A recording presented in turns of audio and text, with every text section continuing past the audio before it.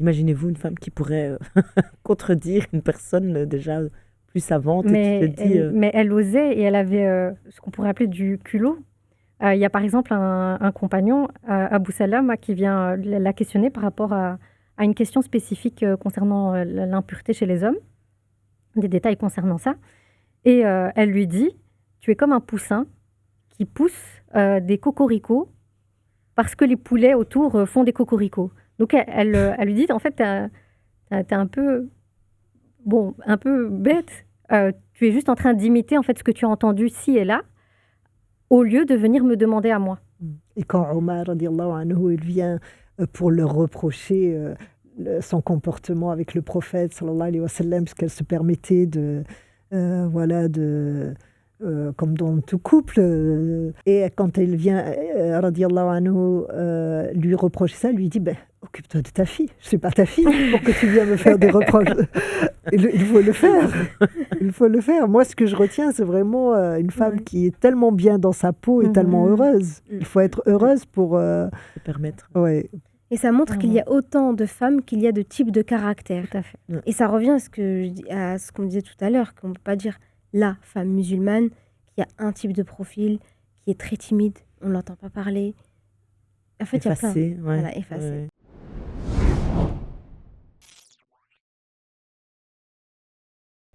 Bismillah ar-Rahman ar-Rahim, que la paix et les bénédictions soient sur notre prophète, paix sur lui, sur sa noble famille et sur leurs compagnons. Assalamu alaikum. Aujourd'hui, nous ouvrons une porte vers un univers empli de lumière, celui des mères des croyants. Les épouses du prophète alayhi salatu wassalam, que le Très-Haut a honoré d'un rang unique parmi toutes les femmes. Elles ont vécu près de la source même de la révélation. Elles ont entendu les versets descendre, vu la mission se déployer et accompagné le prophète, que la paix soit sur lui, dans les moments de douceur comme dans les moments d'épreuve. Leur présence fut une miséricorde pour la communauté et leurs paroles continuent encore aujourd'hui à éclairer les cœurs. Dans cet épisode, nous allons tenter de nous approcher un peu plus de cette lumière. Nous allons évoquer leur parcours, leurs qualités et leurs sacrifices et ce qu'elles peuvent nous apprendre dans notre propre cheminement. Et pour cela, aujourd'hui, nous avons autour de la table Wahiba. Assalamu alaikum. Wa alaykoum salam wa rahmatullah. Comment vas-tu, Wahiba? Alhamdoulilah, encore une fois très ravie d'être parmi vous toutes aujourd'hui. Barakallahu fik. Assalamu alaikum Hanan, Hanan Afillah, que nous ne devons plus présenter. Wa alaykoum salam Hakima. Comment tu vas? Alhamdulillah, La alhamdulillah. santé, Et toi? Alhamdulillah. Alhamdulillah. Ravie d'être parmi vous ici. Et ravi de vous accueillir. Nouria, salam alaikum. Alaykoum salam, rahmatullah. Donc, bienvenue chez nous. On a déjà eu l'occasion de se voir, mais tu peux te représenter vu que... Alors moi, je suis Nouria Adou, directrice de l'enseignement à l'Institut L'Andalous à Chétégaïm, Strasbourg, en France. Et je suis très heureuse d'être parmi vous. En tout cas, moi aussi, hâte d'écouter vos éclaircissements sur ce très beau sujet. Alors, avant de commencer, je vais vous demander de nous soutenir à travers la cagnotte Tipeee. Donc, des projets comme ceci, nous avons beaucoup de retours, alhamdoulilah, que ce soit les différents podcasts qu'on a pu déjà enregistrer, que ce soit celui des femmes ou celui des hommes aussi. Et n'hésitez pas à soutenir la cagnotte qui se retrouve dans le lien, toujours dans notre chaîne d'Arriveton. Alors, on va entrer ensemble dans cette demeure lumineuse qui est celle des mères des croyants. La première des choses, on va partir peut-être par chaque... Quand on dit mère des croyants, Nouria, pour toi, quel premier mot te vient, quelle première réflexion tu peux nous donner? Alors, c'est très important pour moi parce qu'on ne parle pas des épouses du prophète, sallallahu alayhi wa sallam. Il faut savoir que le prophète Mohammed, sallallahu alayhi wa sallam, il a aujourd'hui plus de 2 milliards d'adeptes, followers, appelez comme vous voulez. Et malgré cela, on les appelle Ummahat al-Mu'minin, c'est-à-dire les mères des croyants. Et là, c'est un message fort de l'islam, comme si que aucune femme n'est l'épouse d'eux. Mais chaque femme est elle-même et doit apporter ce qu'elle apportera elle-même, quand bien même elle est l'épouse d'un prophète qui est suivi par 2 milliards de personnes. C'est une grande leçon de vie et de confiance qui est donnée là par l'islam à toutes les femmes. Wahiba? Moi, je dirais le mot qui me vient en tête, c'est l'ilham, l'inspiration. Parce qu'elles avaient tout un profil différent, radiallahu anhum, et chacune a des qualités et des traits de caractère auxquels on peut, un tant soit peu, s'identifier. Donc, je dirais l'inspiration dans notre vie. Hanan? Mais mon mot allait rejoindre ceux de Wahiba. Bon, après, c'est pas un mot, mais en tout cas des femmes dont le cœur était tourné vers l'au-delà. Et on le voit à travers chacune de leurs histoires, de leur biographie. Mais au-delà de ça, comme le disait Wahiba, c'est que ce sont des femmes exceptionnelles, mais qui ont des caractéristiques humaines et typiquement féminines, dans lesquelles on peut s'identifier en fait et y puiser une source d'inspiration pour notre quotidien. Déjà, là, vos 3 analyses, on sent la lourdeur et en même temps l'envie d'aller plus profondément. On va commencer par Khadija. Khadija, radiallahu anha. Pourquoi Allah l'a choisie pour accompagner la première révélation? Pourquoi cette femme a été en premier pourquoi, enfin, on a compris que pourquoi, mais surtout pourquoi le rôle? Quels sont les rôles qu'on lui a donnés par rapport à ça? Alors, le prophète Mohammed, sallallahu alayhi wa sallam, allait devenir l'homme qui allait bouleverser les données mondiales.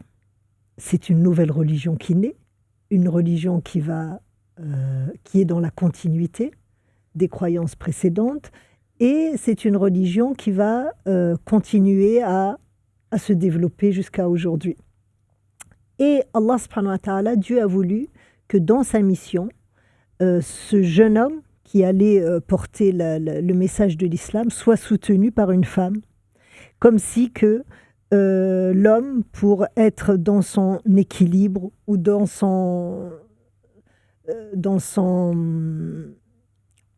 pour pouvoir parfaire sa mission, avait besoin d'une femme. Et c'était le rôle de Khadija. Et si on observe Khadija, dans quelle situation elle est, c'est une femme qui est mûre, j'allais dire, de son âge. Elle a du vécu. Elle n'attend pas, c'est pas comme si c'était une jeune femme qui attendait uniquement qu'on lui donne, ou surtout qu'on lui donne, mais elle était prête à donner. Une femme à 40 ans sait donner. Et puis c'est une femme qui a été déjà mariée par 2 fois. C'est une femme qui a des enfants. C'est une femme qui a une situation financière. On dirait que tous les éléments sont là pour soutenir cet homme qui va devenir prophète. Wahiba? C'est exactement les éléments auxquels j'ai pensé, c'est la maturité spirituelle et aussi le fait qu'elle avait tout qui était plus ou moins prêt pour être un réconfort pour Rasulullah sallallahu alayhi wa sallam. Que ce soit un réconfort émotionnel, un réconfort physique, un réconfort aussi financier, parce que on verra qu'elle a beaucoup investi fi sabilillah pour que le message de l'islam se répande. Oui, je pense qu'il y a aussi le côté social et politique, dans le sens où c'est une femme qui est issue d'une famille noble et respectée. Donc il y a cet appui-là aussi qui va être utile au prophète alayhi salatu wassalam. Wahiba, quel moment de sa vie te bouleverse le plus? Je pense le moment qui m'a beaucoup touchée dans son histoire au début, avec le prophète sallallahu alayhi wa sallam, c'est le jour où il est revenu de Hira et qu'il a eu la révélation. Et que Sayyiduna Muhammad sallallahu alayhi wa sallam, il arrive et il a peur. Et il est tout tremblant. Et il demande, il dit « Zammilouni », donc couvrez-moi, couvrez-moi. Et à ce moment-là, elle prend le temps de faire ce qu'il lui demande. C'est-à-dire qu'elle ne va pas essayer de lui demander plus de détails. Et ça montre une confiance qu'elle a vis-à-vis du prophète sallallahu alayhi wa sallam, avant même qu'il lui prouve ou qu'il lui dise « voici ce qui s'est passé ». Donc là, on voit vraiment un soutien émotionnel, un soutien physique aussi.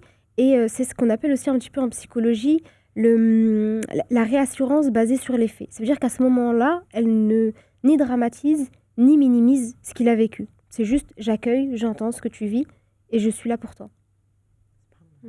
Nouria, toi, un moment qui te bouleverse le plus? Moi, c'est vraiment le moment où elle a choisi le prophète Mohammed sallallahu alayhi wa sallam comme époux. Je trouve que c'est un moment fort. Comment une femme de 40 ans, dans une société tribale, qui a été mariée 2 fois, qui a des enfants, va choisir Ce jeune homme, c'est un jeune homme de 25 ans. Est-ce que ça se fait à l'époque? Je ne sais pas. Elle choisit d'envoyer un émissaire de elle-même. Elle sait ce qu'elle veut, mais de façon incroyable. Ça m'a vraiment... je trouve ça vraiment bouleversant.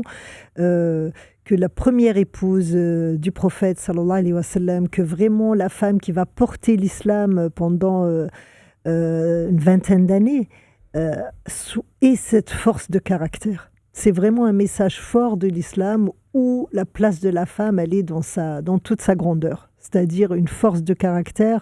Elle n'hésite pas, Khadija. À aucun moment, elle hésite. Dans toute la vie qu'on lit, les livres, on n'a pas un moment où elle se pose des questions. Elle veut, elle a choisi, elle a vérifié avant, elle s'est assurée que c'est l'homme qu'il lui faut et elle fait fi de son âge à elle, de son âge à lui, de ses enfants, de sa place, du rang social. Elle fait fi de tout. Ce qu'elle veut, elle le planifie. C'est incroyable.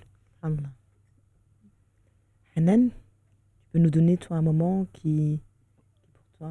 Alors moi, très sincèrement, c'était également au moment de la révélation. Je me dis que, allez, on se met dans un contexte de femme et tu as ton époux qui vient te rapporter un fait, mais qui paraît totalement...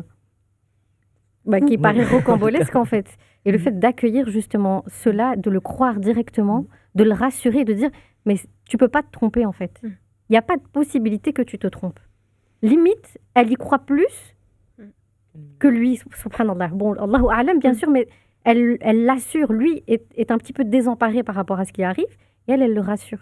C'est cette force tranquille en fait, qui vient apaiser la situation. T'inquiète pas, ça va aller, Inch'Allah. Et je trouve ça magnifique, vraiment. Et ce qui est trop beau d'ailleurs, c'est qu'elle lui dit jamais Allah ne t'humiliera, tu préserves les liens de parenté, tu dis la vérité, tu es véridique, tu aides les plus faibles, tu pratiques l'hospitalité et tu soutiens les causes justes. Et on a tendance à penser que c'est à l'homme de rassurer la femme, ce qui est vrai, ça fait partie d'un de ses rôles. Mais là, elle savait quoi faire au bon moment. Et elle n'attend pas qu'il vienne lui prouver que t'inquiète pas, tout va bien. Et ensuite, qu'elle ait besoin de le rassurer. C'est qu'elle-même, dès le début, là, elle prend ce rôle-là. Ce qui explique ce que tu disais peut-être aussi dès le départ de sa maturité et finalement de ce choix. Et c'est pas pour rien que... Après, tout n'est pas fait au hasard, subhanallah. Oui. Le fait que ce soit elle. Oui, c'est ça, parce qu'en fait, maintenant... quand tu fais le lien... de moi-même, je me dis aussi que le fait qu'elle ait été l'unique jusqu'à sa mort, c'est qu'il y avait peut-être un côté où elle comblait tous les aspects dont le prophète sallallahu alayhi wa sallam avait besoin pour que ce soit pour renforcer l'islam, mais aussi pour renforcer la cohésion familiale, puisque c'est avec lui qu'elle a eu les quatre filles, entre autres. Et tu pourrais, Hanan, nous parler, est-ce qu'il y a un sens aussi, donc on a ce côté fort, mature, force tranquille, soutien financier, on va voir ça aussi par après, mais un moment aussi de vulnérabilité chez cette femme. Alors, il y a deux choses qui me viennent à l'esprit. Il y a le moment du boycott, où elle a vécu avec le prophète sallallahu alayhi wa sallam et l'ensemble des musulmans, ce retrait, ce rejet de toute la société des Quraysh à l'époque, et où elle est tombée malade et est décédée peu après. Donc, on sent qu'elle commençait à être fatiguée, mais qu'elle n'a jamais lâché. Mais au-delà de ça, il y a aussi le moment où Jibril alayhi salam lui passe le salam d'Allah subhanahu wa ta'ala. Et donc dit au prophète sallallahu alayhi wa sallam, remets-lui le salam de la part de son Seigneur et dis-lui qu'il lui prépare une maison faite de perles et dans laquelle il n'y aura ni bruit ni fatigue. Je me dis que si on appuie sur le bruit et la fatigue dans ce hadith, c'est que probablement elle souffrait probablement des persécutions des musulmans que les musulmans subissaient et qu'elle était probablement fatiguée aussi. Et Allah, il la rassure et la réconforte depuis les cieux. Donc c'est dire à quel point son statut il est exceptionnel auprès d'Allah subhanahu wa ta'ala.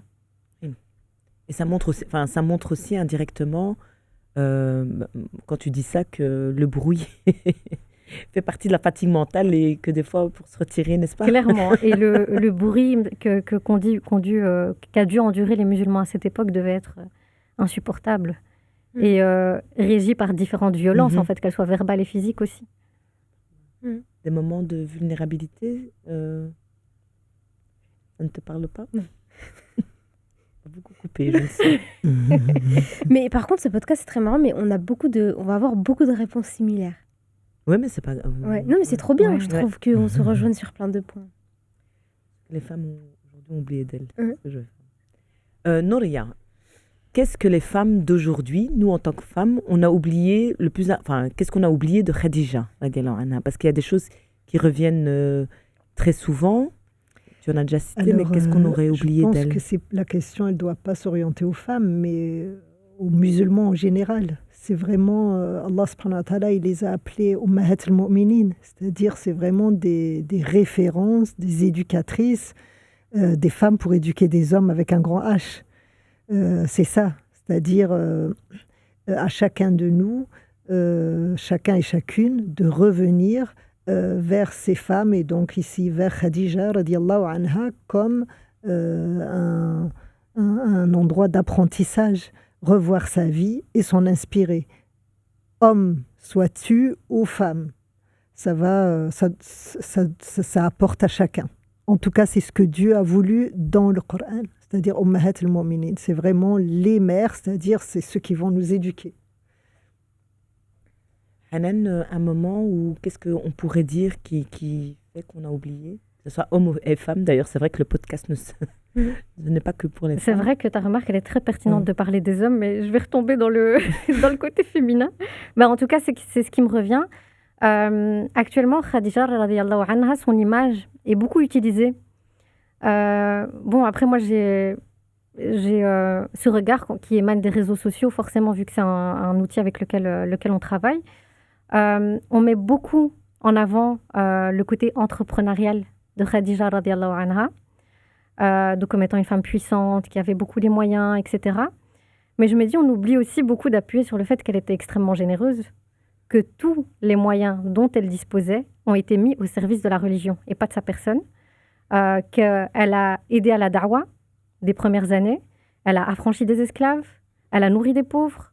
Donc sa puissance économique, entre guillemets, elle n'avait qu'un seul but, c'était l'au-delà en fait. C'était pas d'asseoir un pouvoir, c'était pas ça en fait, c'était pas un objectif mondain. Et donc je pense que quand on utilise l'image de Khadija radiyallahu anha pour appuyer sur ce côté entrepreneurial qui est vrai en fait, qui est réel et qui est totalement bénéfique, mais qu'on n'oublie pas de contrebalancer et de nuancer avec cette notion-là. Wahiba? Moi, je pense que c'est le lâcher-prise. De manière... Alors, j'aime pas trop utiliser ce terme-là parce qu'on le voit partout. Mais peut-être, je dirais, le manque de tawakkul ou le trop-plein de contrôle. C'est-à-dire qu'on voit avec l'exemple du prophète, alayhi salam, quand il arrive de la grotte Hira, elle n'est pas dans le contrôle de « je veux maîtriser la situation, qu'est-ce qui se passe, explique-moi en détail, je te donne ma version, ce que moi j'ai compris de ce qui vient de se passer, et ensuite on vient ». C'est que directement, elle le croit, lui, et elle n'essaye pas d'interpréter ou de vivre la situation à sa place. Et parfois, on peut voir qu'on a cette tendance à faire des projections sur les autres, à essayer de même dans la relation homme-femme, hein, d'essayer de comprendre, même pas essayer de comprendre, c'est juste se mettre à la place de la personne et interpréter de par son propre vécu, sa propre expérience, etc. Donc je dirais peut-être un trop plein de contrôle qu'on a actuellement.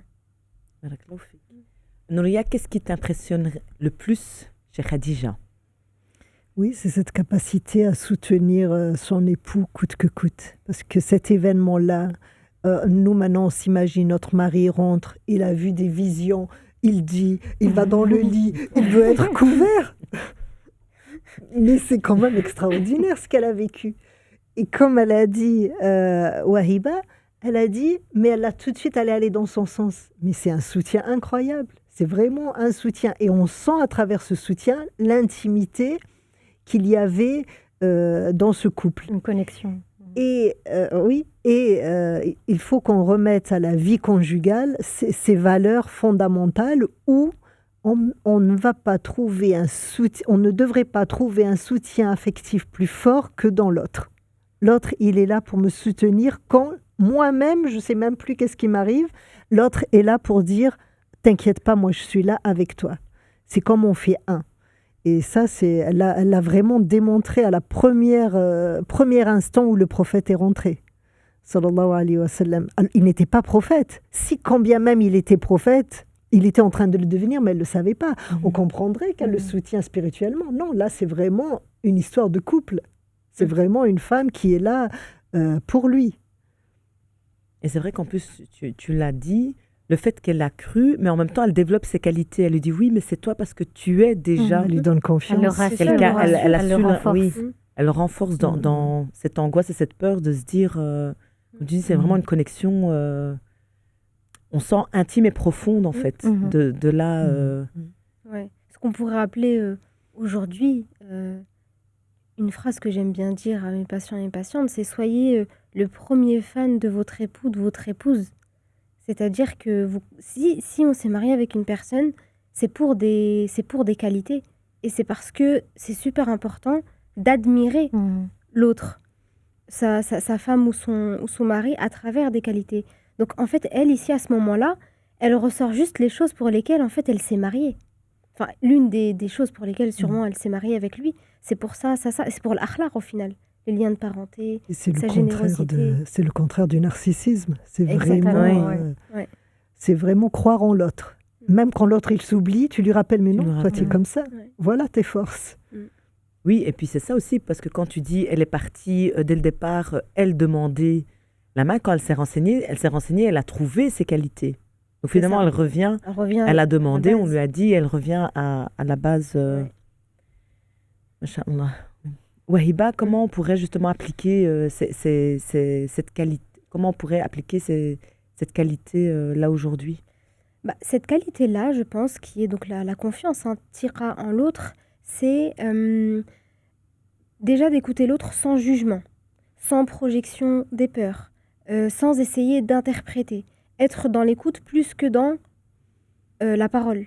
C'est-à-dire que parfois, on est plutôt dans la préparation de la réponse que dans l'écoute de l'autre et d'essayer d'interpréter et de ne pas utiliser la vulnérabilité de l'autre pour le sortir plus tard. Parce que souvent, ça peut arriver dans les Ça couples. peut arriver. Là, ça peut arriver que... et c'est d'ailleurs ce qui empêche parfois certaines femmes ou certains hommes avec leur époux, leur épouse, d'être vulnérables. Parce que il a dû le faire peut-être une fois, ou elle a dû le faire une fois, et il lui a ressorti, ouais, la dernière fois, t'as vu, t'es venu, regarde dans quel état t'étais, c'est moi qui t'ai ramassé à la petite cuillère. Tu vois, donc vraiment ce développement affectif entre les deux, mais qui soit très profond, et surtout dans le respect. Et je dis toujours que quand il n'y a plus de respect, il n'y a plus de couple. C'est très difficile de revenir quand il n'y a plus de respect. Hanan, une autre qualité que Khadija radiallahu anha t'inspire? Franchement, on a fait quand même le tour de pas mal de choses, mais son abnégation et sa générosité, son ouverture à l'autre, en fait. Ce soutien qu'elle a apporté au-delà de celui qu'elle a apporté à son époux, celui qu'elle a apporté à toute la communauté, en fait. Ce côté où on s'élève autour du nous, en fait. Et si on pouvait s'inspirer de ça aujourd'hui, ce serait merveilleux. On a commencé avec Khadija, maintenant on va parler de Aïcha. Alors souvent on parle de son caractère vif, intelligent. Je vais commencer par Wahiba.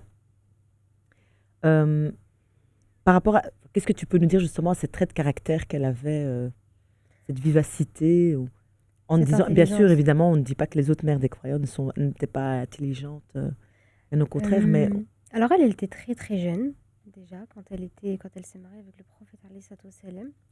Et moi, il y a quelque chose qui me vient en tête concernant son caractère, justement, qui était vif, c'est que un jour, elle a demandé au prophète alayhi salatu wassalam, elle lui a dit « Ô messager d'Allah, est-ce que le consentement d'une femme, quand elle doit se marier, est obligatoire ?»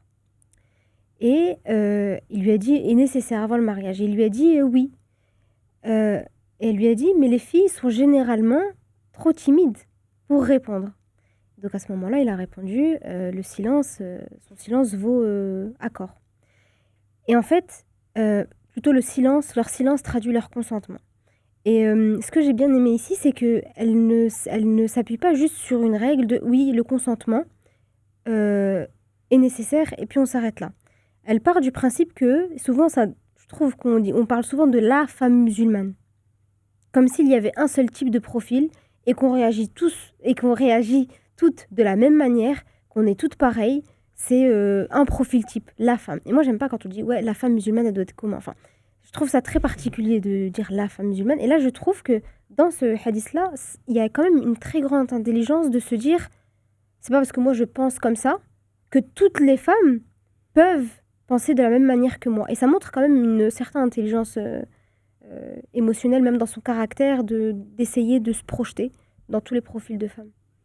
Nouria, tu aurais toi aussi une... Oui, Aïcha, radiallahu anha, elle laissait rien venir à ses oreilles sans qu'elle ne cherche à le comprendre. Et en vérité, la jurisprudence, en arabe, al fiqh, ça veut dire la compréhension. C'est pour ça qu'Aïcha, radiallahu anha, elle va se distinguer dans cette science, dans le fiqh. Parce que le fiqh, c'est la compréhension. C'est pas juste ce qui est licite, ce qui est illicite. C'est vraiment bien comprendre les assises de ce qui est permis ou pas. Il y a un verset où Aïcha, radiallahu anha, dans Surat al-Mu'minun, le verset 60, elle demande au prophète, dans ce verset, sallallahu alayhi wa sallam, وَالَّذِينَ يُؤْتُونَ مَا آتَوْا وَقُلُوبُهُمْ وَجِلَةٌ. C'est un verset, et ceux qui donnent ce qu'ils donnent, et leurs cœurs sont tremblants. Alors elle dit au prophète, est-ce que là il s'agit des gens qui boivent, des gens qui font des vices, qui commettent des vices, et ceux-là? Donc bien sûr, la compréhension, elle est complètement fausse, mais elle n'hésite pas à dire, elle, ce qu'elle a compris. Et elle veut savoir si elle a raison de penser comme ça. Et le prophète, sallallahu alayhi wa sallam, il corrige, et il lui dit, non, ce sont ceux qui font les actes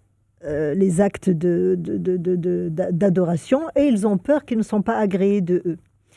Et là, on voit bien que Aïcha, elle veut s'assurer qu'elle a compris. Et ça, c'est important, parce que la compréhension, c'est plus que le savoir. Le savoir, c'est une chose, et comprendre, c'est autre chose. Comprendre, c'est les clés, ça te donne des outils. Et c'est ça, la référence qu'a Aïcha, radiallahu anha, c'est une savante. C'est une savante au-dessus de tout savant. Parce qu'elle était tout le temps dans l'intimité du prophète, sallallahu alayhi wa sallam, et elle voulait toujours comprendre. Elle ne se contentait pas de rapporter ce que disait le prophète, mais elle voulait comprendre pourquoi le prophète, sallallahu alayhi wa sallam, a dit ceci.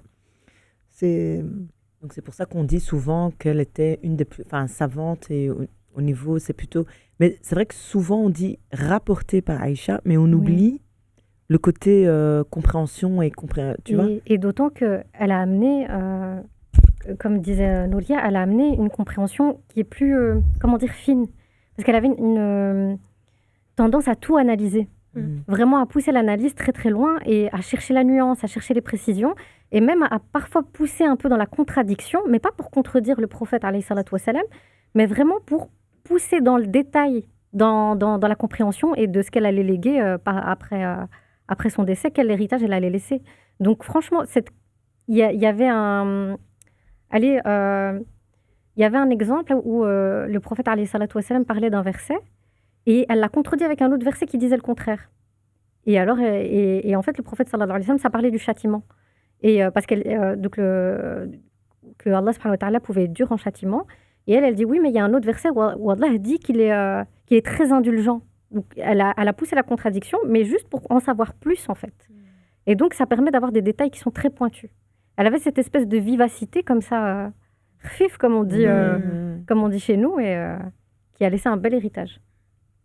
Et on se dit c'est peut-être lié aussi à l'âge, parce que là tout à l'heure on a parlé de la maturité, mais l'esprit vif, je veux dire plus vif, et peut-être le fait aussi qu'elle était plus jeune au niveau de la compréhension. De toute façon, on voit, si on revient au titre de ce podcast aujourd'hui, voilà, les mères des croyants, elles vont apporter quelque chose à tous les croyants, quelles que soient les époques. Du coup, il n'y a aucun hasard, c'est-à-dire tout était... Dieu a mis cette femme, radiallahu anha, auprès du prophète, sallallahu alayhi wa sallam, d'abord pour apporter à l'islam. Et elle a apporté à l'islam. Du coup, tout était un ingrédient utile. Son âge, son intelligence, tout a été un apport, et on peut s'inspirer et on doit s'inspirer de chaque côté de ces femmes extraordinaires. Ne serait-ce que l'identification par rapport à l'âge. Si elles avaient toutes la quarantaine ou la cinquantaine, bah, les jeunes, elles pourraient se dire, bah, c'est quelque chose qui est plus pour les femmes plus mature. âgées, Je plus vais m'intéresser à matures, ma religion peut-être un peu plus un petit peu plus tardivement. tard. ou autre. Donc, alors que là, elle était très très jeune, elle et Hafsa, radiallahu anhum. Donc, je pense que c'est encore une fois, ça revient un petit peu à l'inspiration qu'on peut avoir pour chaque époque et pour chaque tranche d'âge. Aïcha avait souvent dit aussi ce côté, vous pouvez nous en parler, ce côté, on en a parlé vif, et ce côté aussi spontané, et le côté ludique, parce qu'on a plein de petites anecdotes comme ça, avec le prophète alayhi salam. Ouais. Oui, elle ne se gênait pas pour corriger des compagnons. Ah ouais. Quand un grand compagnon lui disait aux femmes voilà, de détacher leurs cheveux lorsqu'elles font les grandes ablutions, elle intervient et elle dit bah oui, il ne reste plus qu'à couper nos cheveux aussi tant qu'on y est.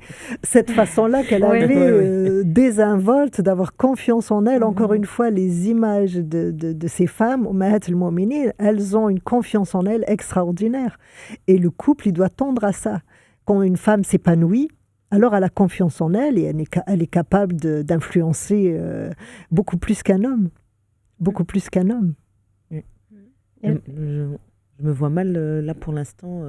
Imaginez-vous une femme qui pourrait contredire une personne déjà plus savante. Mais elle osait et elle avait ce qu'on pourrait appeler du culot. Il y a par exemple un compagnon, Abu Salama, qui vient la questionner par rapport à une question spécifique concernant l'impureté chez les hommes, des détails concernant ça. Et elle lui dit, tu es comme un poussin qui pousse des cocoricots parce que les poulets autour font des cocoricots. Donc elle lui dit, en fait, t'es un peu bête. Tu es juste en train d'imiter en fait ce que tu as entendu ci et là, au lieu de venir me demander à moi. Et quand Omar, radiallahu anhu, il vient pour leur reprocher son comportement avec le prophète, sallallahu alayhi wa sallam, parce qu'elle se permettait comme dans tout couple, et quand elle vient, radiallahu anhu, lui reprocher ça, lui dit, occupe-toi de ta fille, je ne suis pas ta fille pour que tu viennes me faire des reproches. Il faut le faire, il faut le faire. Moi, ce que je retiens, c'est vraiment une femme qui est tellement bien dans sa peau et tellement heureuse. Il faut être heureuse pour... se permettre. Ouais. Et ça montre qu'il y a autant de femmes qu'il y a de types de caractères. Tout à fait. Et ça revient à ce qu'on disait tout à l'heure, qu'on ne peut pas dire la femme musulmane qui a un type de profil, qui est très timide, on ne l'entend pas parler. En fait, effacé, effacé. Il y a plein de types de profils, subhanallah. Et puis deux forces complètement différentes. Nouria parlait de Khadija radiallahu anha qui a osé, oser aller se marier avec une personne qui est plus jeune, oser aller demander la main. Et là, on voit que Aïcha, elle ose aussi, mais dans d'autres sphères. Oui. Et en fait, comme tu dis, déjà là, le point commun qu'on a déjà entre les deux, c'est vraiment cette confiance en soi. Et c'est vrai que ce soit le monde occidental ou même nous-mêmes, on aurait tendance à dire que la femme musulmane, finalement, c'est quelqu'un qui n'a vraiment pas confiance, qui doit être derrière automatiquement. Après, c'est lié aussi à l'amour, parce que je prends l'exemple des enfants. Si des enfants, vous couvrez vos enfants d'amour, ce seront des enfants qui auront confiance en eux. Dans le couple, c'est pareil. Quand l'un des conjoints couvre l'autre d'amour, il peut que développer de la confiance, parce que c'est du bonheur, en fait. Ça évite tellement de complexes qu'il y a de nos jours où des fois deux personnes qui se marient, un il veut même inconsciemment prendre le dessus sur l'autre ou l'autre s'identifie à l'autre au lieu de développer lui-même ses propres capacités, son propre bonheur. Nouria, donc tu nous as répondu pourquoi on disait, on pense souvent que, on dit que Aïcha est la plus savante des mères des croyants. Donc tu nous reprécises que c'est par quelle caractéristique? Oui, il y avait des majalis al-ilm, il y avait des halaqas, c'est-à-dire des cercles où les compagnons venaient apprendre, mais ils venaient chez elle apprendre. Combien de fois on voit les hadiths qui rapportaient qalat Aïcha radiallahu anha, plusieurs fois ça revient. Et elle était aussi très autant elle osait, autant elle était fidèle aux valeurs de la science. Par exemple, elle reconnaissait quand un des compagnons avait plus de savoir. Je rappelle cet épisode où un compagnon vient, Rawa Sharih ibn Hani, قال سألت عائشة رضي الله عنها عن المسح على الخفين. J'ai posé une question à Aïcha concernant le fait de passer la main sur les chaussettes de nos jours. فقالت ائتي عليا, va voir Ali. فإنه أعلم بذلك مني. Il est plus savant que moi là-dessus parce qu'il avait l'habitude de voyager avec le prophète, sallallahu alayhi wa sallam. Donc tout de suite, son intelligence fine a fait, bon, puisqu'il voyage, lui, il s'y connaît à ce niveau-là plus que moi. Alors que sans doute, elle le savait. Mais elle avait cette... combien de fois elle rapporte des événements qui se sont passés dans sa vie familiale que nous-mêmes, on aurait eu. Pourquoi parler de l'épisode du miel où elle a menti et dit que le prophète avait une mauvaise haleine? Pourquoi parler? Il y a des événements où elle parle, elle dit les choses par souci de transmettre une science. Parce que tout ce qui était autour du prophète, sallallahu alayhi wa sallam, puisqu'il représentait l'islam, c'était un savoir. Donc elle avait cette didactique, si on peut dire, ou cette honnêteté intellectuelle. En fait, elle a plein de qualités dont on manque aujourd'hui. On est des experts en tout et en rien. Donc, elle reconnaissait la limite de ses compétences. Elle reconnaissait quand quelqu'un était plus compétent et plus savant qu'elle dans certaines matières. Alors qu'aujourd'hui, on a tendance à s'avancer. On n'a plus l'humilité de dire « je ne sais pas ». C'est quelque chose qui nous manque cruellement aujourd'hui. Juste dire « je ne sais pas » et va te référer à quelqu'un qui en sait plus que moi. Quand il y a eu l'épisode où elle est sortie la nuit suivre le prophète, sallallahu alayhi wa sallam, elle était intriguée où il va de nuit. Elle l'a suivi, elle est revenue vite en courant pour se recoucher avant lui pour pas qu'il le sache. Tout de suite après, elle lui a demandé « Tu dis quoi quand tu visites les tombes? Est-ce que c'est Allah qui t'ordonne d'aller les visiter? Et tu dis quoi comme dua ?» C'est-à-dire même dans ces événements où c'était vraiment un problème dans le couple, cette histoire, elle a ce souci de vouloir apprendre. C'est vraiment, c'était comme une éponge.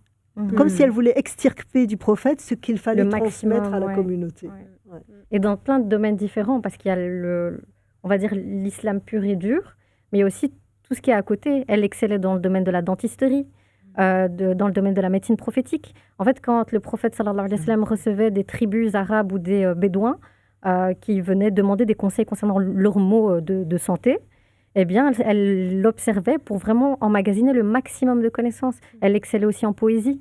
Donc, c'était vraiment, allez, je sais pas, ce qu'on appellerait aujourd'hui les pensées en arborescence ou tu vois, les un peu touche à tout, en fait, au niveau intellectuel. Et c'est très beau chez elle. Et par rapport même vu que c'est un domaine qui me passionne, la médecine prophétique, on voit énormément de références qui viennent d'elle. Énormément. Certains savants disent qu'un quart des sciences religieuses musulmanes ont été transmises par Aïcha. Un quart, c'est énorme. C'est énorme. Et en fait, c'est sa curiosité qui nourrit ça. Et un hadith que j'aime bien utiliser dans le cadre de mes conférences, en fait, qui parle plus, on va dire, de la subsistance au niveau de la nourriture et tout ça, c'est quand chez elle, il y avait un sac avec des dates, Wallahu a'lam, et donc, tous les jours, elle et le prophète, sallallahu alayhi wa sallam, puisaient des dates sans que le sac ne s'épuise. Et Aïcha, radiyallahu anha, fort curieuse qu'elle est, elle est partie voir combien il restait de dates. Et le jour où elle a regardé, il n'en restait plus que 2. Et le prophète, sallallahu alayhi wa sallam, lui dit, si tu avais laissé le sac comme ça, eh bien, il y en aurait eu, mais pour très très longtemps encore. Donc, en fait, sa curiosité, elle va très très loin. Mais c'est ce qui fait un peu, tu as parlé de sa singularité. Oui, clairement, elle est...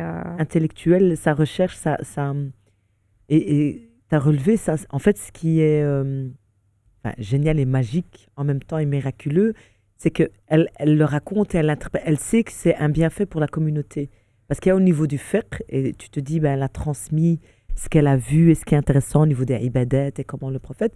Mais c'est vrai que nous, on appelle ça des anecdotes, mais pour moi, ce n'est pas des anecdotes, c'est aussi mission, un savoir, en fait. Tu vois, quand elle a pris au sérieux. Oui, elle a pris au sérieux, et c'est pour ça qu'elle préfère le relater, le relayer, parce qu'il y a des sagesses et il y a du fiqh, finalement, dedans aussi, et une manière...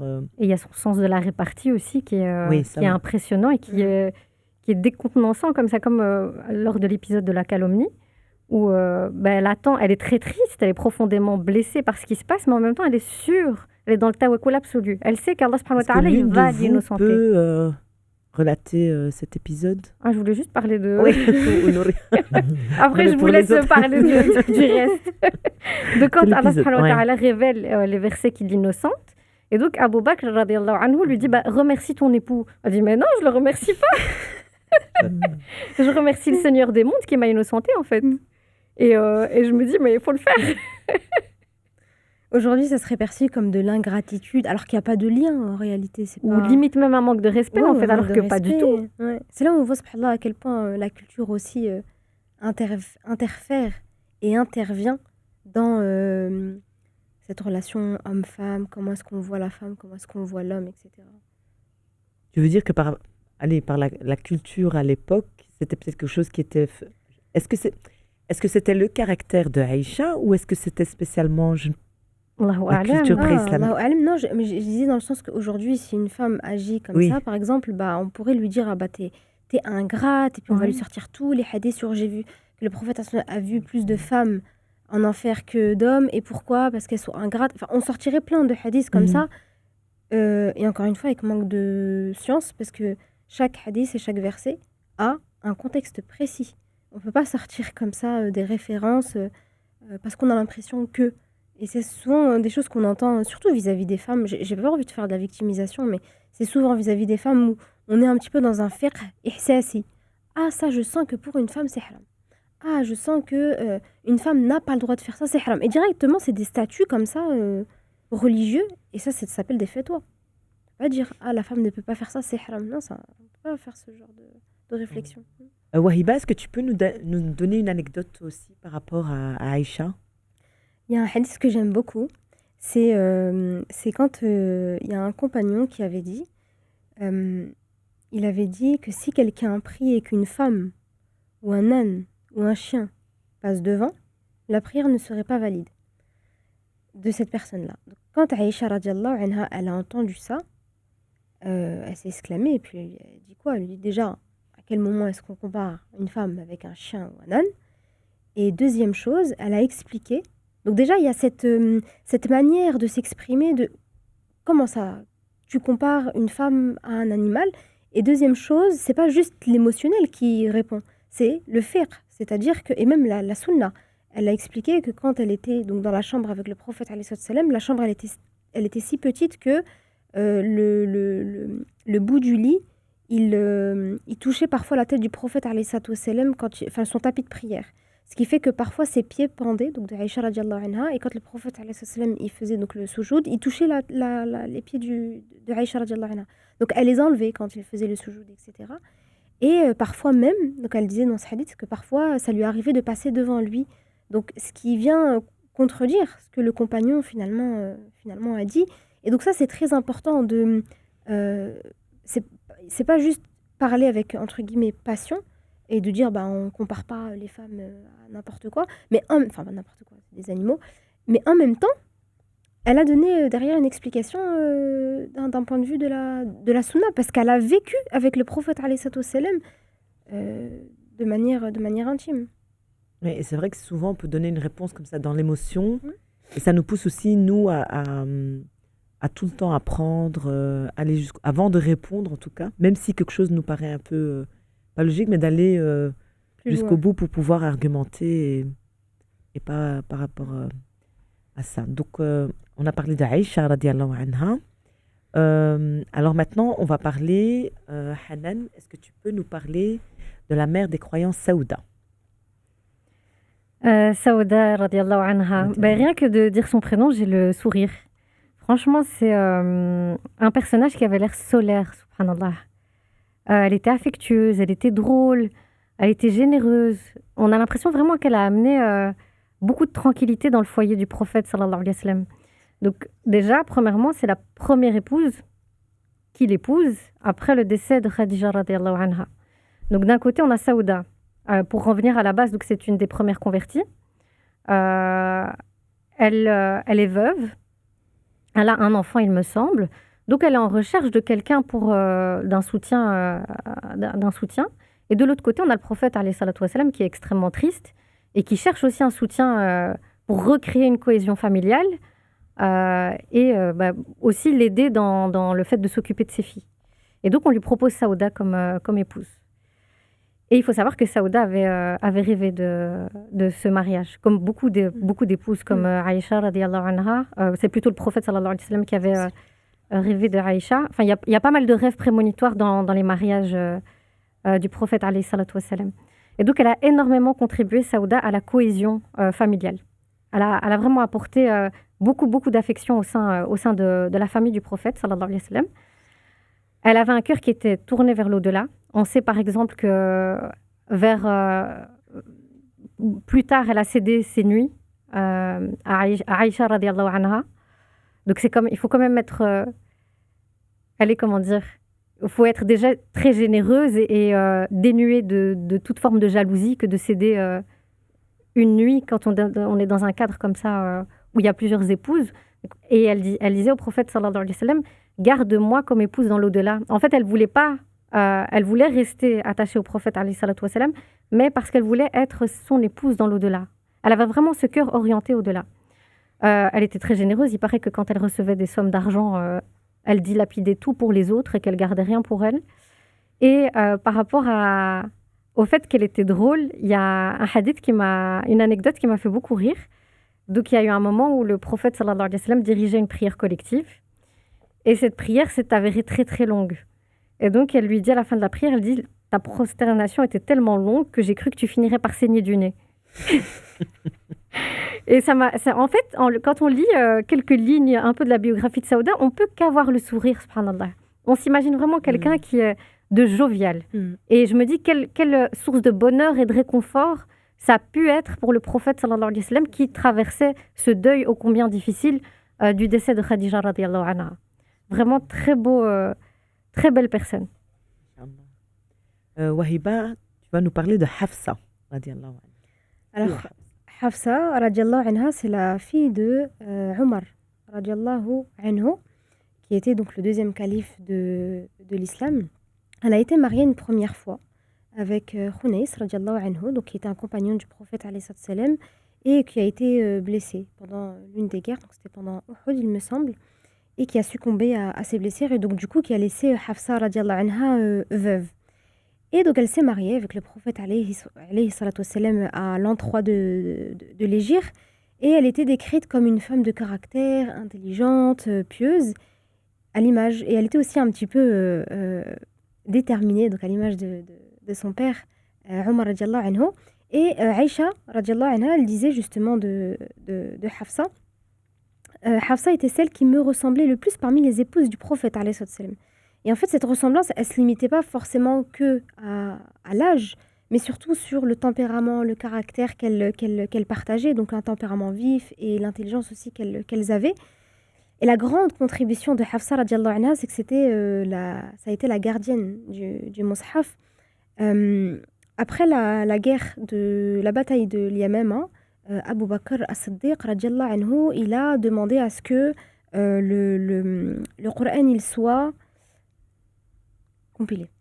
Il a demandé à ce que le Coran il soit compilé parce qu'il y a eu de nombreux récitateurs et de compagnons qui connaissaient le Coran qui sont décédés pendant cette bataille. Donc il a décidé de faire la compilation du Coran. Et à la mort donc de Omar radiallahu anhu, donc le père de Hafsa radiallahu anha, ce mushaf-là, il lui a été confié à elle. Il a été utilisé par la suite par Uthman ibn Affan radiallahu anhu, qui a été une référence justement pour la standardisation du texte coranique. Et subhanallah, cette confiance qui lui a été accordée, ça aurait pu être accordé à un compagnon, à un homme. Mais ça a été accordé à Hafsa, radiallahu anha. Donc il y a des sagesses qu'on ignore, mais une des choses déjà qu'on peut avoir en tête, c'est que c'était une femme. Et que toute femme, lorsqu'elle travaille sur elle-même, est digne de confiance, comme un homme. Qu'elle peut avoir cette rigueur aussi. Cette rigueur spirituelle, exactement. Et non pas simplement parce que c'était la fille d'eux. Exactement. Ouais. Donc c'était une femme digne de confiance. Lettrée. En plus, c'est ça. Aussi, et qu'elle avait cette lourde... Enfin, c'est quand même une lourde responsabilité que de garder. C'est le mushaf qu'on a aujourd'hui entre nos mains. Donc, c'est une lourde responsabilité de l'avoir gardé pendant autant de temps. Barakallahu fik. peut aussi interagir, même si c'est pas votre... que ce soit Hafsa, mais c'est vrai que vraiment, des vrais role models, vraiment des femmes inspirantes et, Tout à fait. subhanallah, qu'on ne connaît jamais assez, en fait. Tu les découvres à travers différentes facettes. Nouria, tu vas nous parler de Safia, radiallahu anha. Alors, Safiya, radiallahu anha, c'est Safiya bintu Huyay. Safiya bintu Huyay, c'était une femme juive. Et ce détail, il a toute son importance. Parce que c'est quand même incroyable qu'une religion qui se veut universelle présente son dernier des prophètes qui va se marier comme ça avec plusieurs épouses. Donc forcément, il y a un message.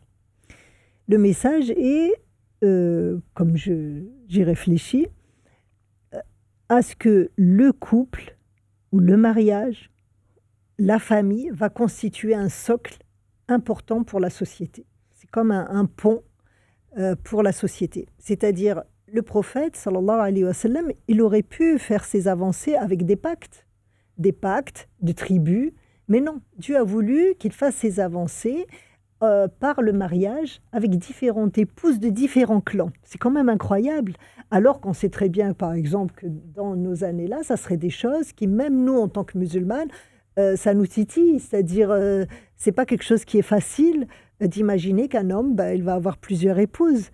Et il en a eu tellement, entre 9 et 11 épouses, que ça peut que être pour une mission. Ce n'est pas une vie d'homme là qui est racontée. C'est une vie vraiment de développement d'une nouvelle religion.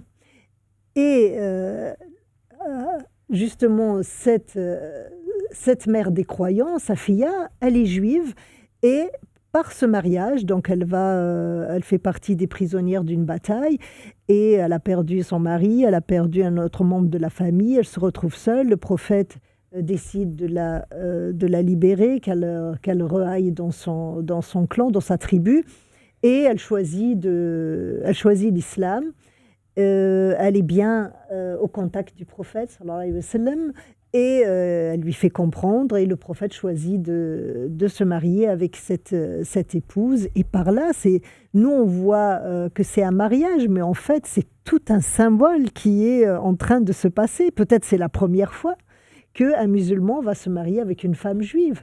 Du coup, c'est incroyable comment Dieu a voulu qu'à travers la femme et à travers ces femmes, va se développer une nouvelle croyance. Et là, c'est le rôle de la femme. C'est-à-dire, on ne peut pas s'imaginer qu'une société patriarcale soit une société qui fonctionne bien. C'est-à-dire une société où il y a une complémentarité, où la femme, elle trouve sa place dans toute sa distinction. L'homme, il a sa place dans toutes ses spécificités. Alors, c'est une société qui va bien se développer, et notamment à travers donc la cellule familiale et cette stabilité-là. C'est une femme qui est très pieuse, c'est une femme qui est très belle, extrêmement belle, et c'est une femme qui est très sensible et très altruiste. Lorsque le prophète sallallahu alayhi wa sallam est malade, elle dit « La wadadtu alladhi bika bi » j'aurais voulu que ce dont tu souffres aujourd'hui, ce soit moi qui le vive et pas toi. Le prophète, sallallahu alayhi wa sallam, à ces mots, il dit qu'elle dit la vérité. C'est-à-dire, c'est pas juste pour séduire ou pour... Donc, c'est une femme qui est profondément altruiste et avec un cœur, j'allais dire, sa beauté physique a réuni sa beauté intérieure, sa beauté ses qualités humaines. Hanan, tu peux nous parler de Jouairiya, radiallahu anha. Alors, Jouairiya, c'est la classe. On a les petits chouchous. Hein. Non, c'est pas chouchou, mais le sacrifice, en fait.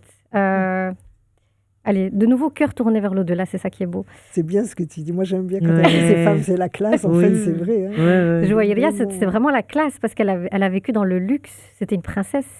C'est la fille d'un chef de tribu, des Banu... T'avais dit les tribus Banu Mustaliq, je ne sais pas si je le prononce bien. Et donc, en fait, cette tribu préparait une attaque contre le prophète, alayhi salatu wassalam. Et le prophète, sallallahu alayhi wa sallam, a décidé d'attaquer avant. Donc, ce qui fait qu'il y a eu énormément de prisonniers de cette tribu-là. Et entre autres, Jouaïria, qui se fait arrêter par un compagnon, Sabit ibn Qais, radiyallahu anhu. Donc, il l'emprisonne. Et elle lui propose de racheter sa liberté. Donc, c'est ce qu'on appelle une mukataba. Mais elle n'a pas assez d'argent, vu qu'elle est coincée. Elle est emprisonnée, elle n'a pas accès à ses richesses pour pouvoir se racheter. Et au culot, elle va voir le prophète, sallallahu alayhi wa sallam. Donc, je ne sais pas si on imagine, c'est quand même une princesse. Elle a tout à ses pieds, tout ce qu'elle veut. Elle a vécu dans le luxe toute sa vie. Et elle doit aller demander à quelqu'un qui n'est pas de la même religion que lui, en plus. Et qui est un ennemi de son père, quand même. Donc, elle lui propose de lui donner l'argent qui lui manque, en fait, pour la libérer. Et le prophète, sallallahu alayhi wa sallam, il est touché par sa demande. Donc, il lui dit, soit je te libère et tu retournes auprès des tiens, soit je t'épouse. Et du coup, ce qu'il faut savoir aussi, donc je parlais beaucoup des rêves prémonitoires chez les mères des croyants. Jouaïria, radiallahu anha, quelques temps avant, elle avait rêvé que la lune lui tombait sur les genoux. Donc, au moment où le prophète, sallallahu alayhi wa sallam, lui fait cette proposition de mariage, elle dit, ah, c'était donc ça le rêve. Mais forcément, j'accepte. C'est trop beau.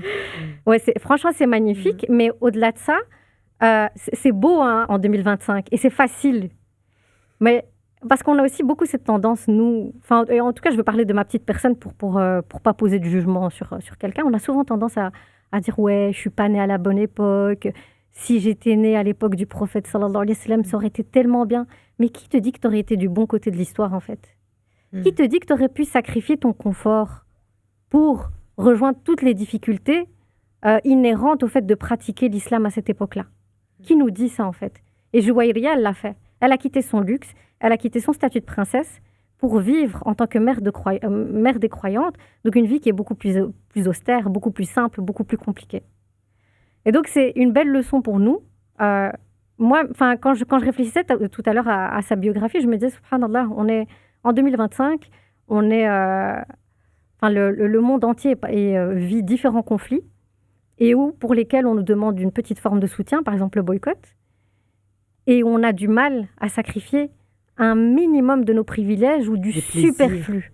De tout ce qui est superficiel. On ne nous demande pas d'arrêter de manger, on ne nous demande pas d'arrêter de boire, on ne nous demande pas d'arrêter de vivre. Juste du superflu. C'est même pas de l'ordre du nécessaire. Et elle a lâché tous ses statuts.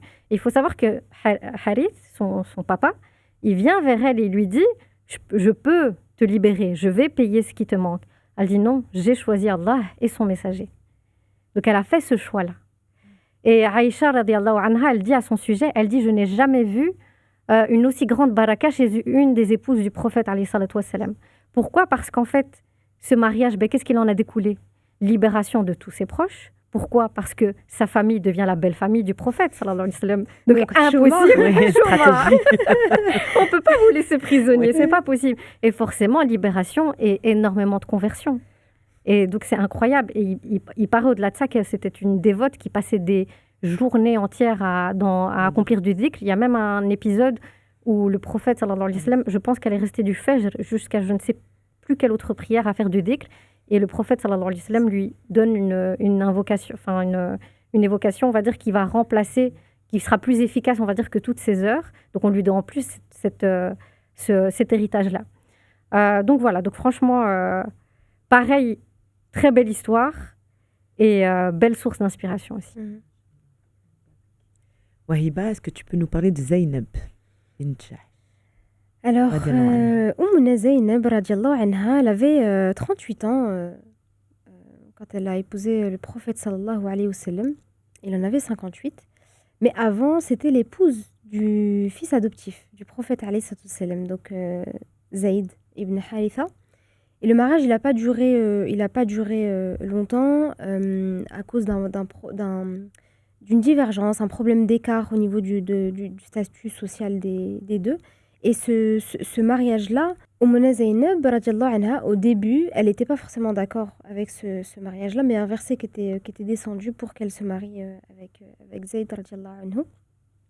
Et ensuite, ça n'a pas marché, donc ils ont divorcé. Donc elle a épousé le prophète, alayhi salatu wassalam, mais il y a un verset qui est descendu pour qu'elle épouse le prophète, alayhi salatu wassalam. Donc dans Surat al-Ahzab, le verset 37, Allah subhanahu wa ta'ala, il ordonne justement à Rasulullah sallallahu alayhi wa sallam de se marier avec elle. Et là, la raison de ce mariage-là, c'est aussi pour une raison législative. Donc ça fait aussi référence à ce que tu disais tout à l'heure. Tout était pour une raison. Et ça, je trouve ça très important de le souligner que c'est pas juste des alliances de... comment on pourrait appeler ça? Des alliances... Stratégie politique, juste pour... oui, de stratégie politique, mais c'était pas aussi que des alliances pour le plaisir charnel. Oui, ou... oui, oui. Ah, oui, C'était bien plus Ouais, ouais, profond que ça. Il y avait plein de choses, en fait, en réalité, Mhm. qui étaient importantes dans les mariages du prophète, alayhi salatu wassalam. Et donc là, ça a montré que c'était totalement possible de se marier donc avec qu'il n'y avait pas de lien biologique avec les enfants adoptifs. Et donc voilà, pour Zaynab radiallahu anha, c'était une femme qui était vraiment au service de sa piété. Il n'y avait pas d'ego. Et c'était aussi une femme qui savait ce qu'elle voulait. C'est que dès le début, elle n'était pas trop d'accord avec le mariage avec Zayd radiallahu anhu. Bon, ça a fait que ça n'a pas marché. Et ça montre aussi que l'objectif, c'est pas de dédramatiser ou de dédiaboliser le divorce, mais c'est que le divorce, c'est une possibilité. Et là, on le voit. C'est parce qu'ils ne se sont pas forcément entendus, ça n'allait pas, donc on divorce. Bien sûr, c'est pas un appel à un divorce pour tout, ou les red flags. Ils respirent trop fort, red flag. Non. Mais en tout cas, voilà, qu'il y a cette possibilité, alhamdoulilah, et qu'en plus, elle s'est mariée avec qui? Le prophète, alayhi salatu wassalam. Oui, le fait aussi, on peut entendre certains discours dans les critères. Je ne prends pas une femme plus âgée, je ne prends pas une femme Divorcée. divorcée avec un enfant. Tout à part Aïcha Une femme- radiallahu oui. anha, il y a Sur des les veuves, 11, des ouais. femmes divorcées, des femmes qui ont des enfants, des On femmes voit plus plus- âgées. Ouais. Et puis même, j'irais même au-delà de ça, il y a,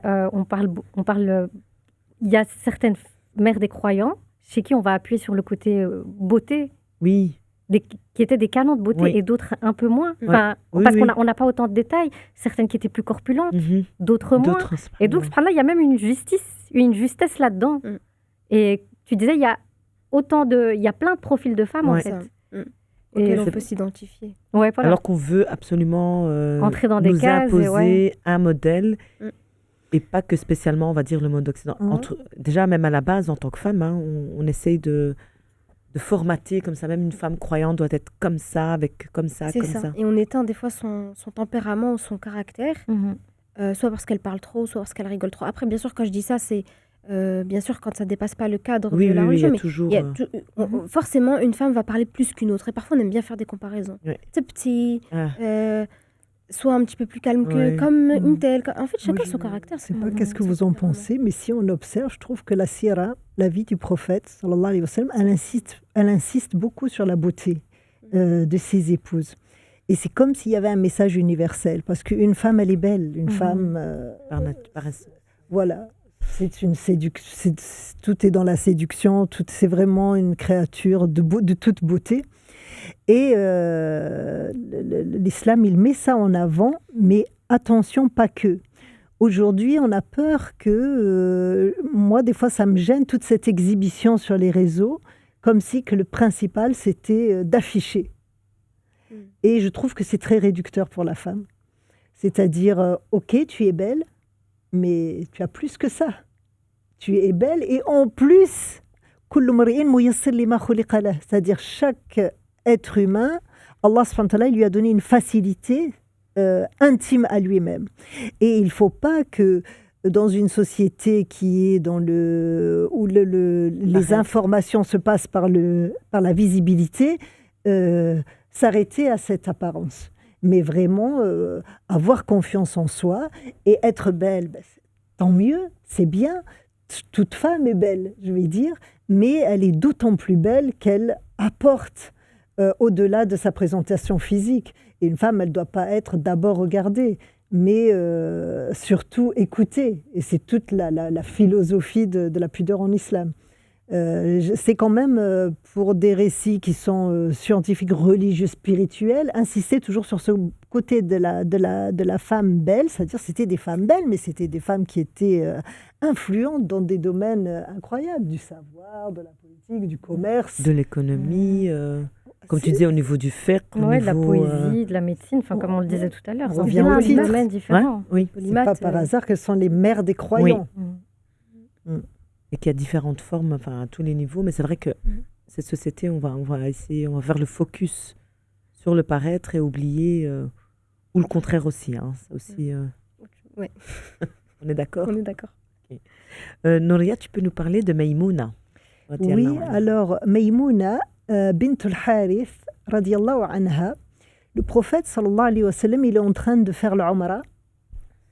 Et c'est l'année où il y a eu, où il a le droit de venir que pour faire cette Umrah.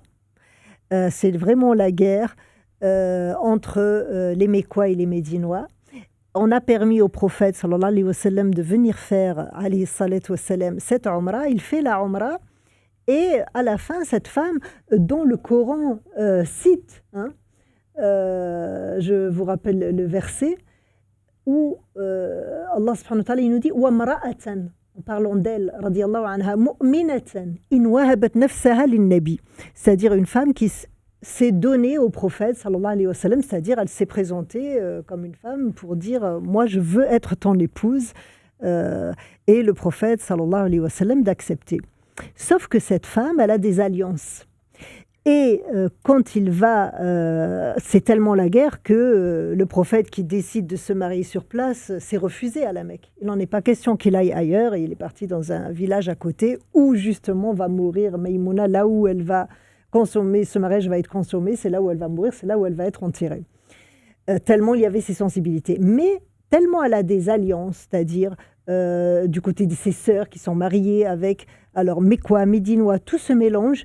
Ça va, le prophète sallallahu alayhi wa sallam qui est venu avec ses ennemis, pense qu'il a un esprit belliqueux, va prouver grâce à ce mariage qu'il veut réunir les familles et les tribus surtout. Et c'est incroyable comment l'islam, encore une fois, se sert du mariage et des familles et de la cellule familiale pour une projection de la société. C'est vraiment très intéressant. C'est très intéressant. Maïmouna ne va pas...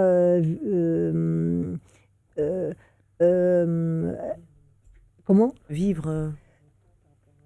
Oui, radiallahu anha. En tout cas, ça va être la dernière épouse et celle qui va le plus marquer cette conciliation politique suite à un mariage.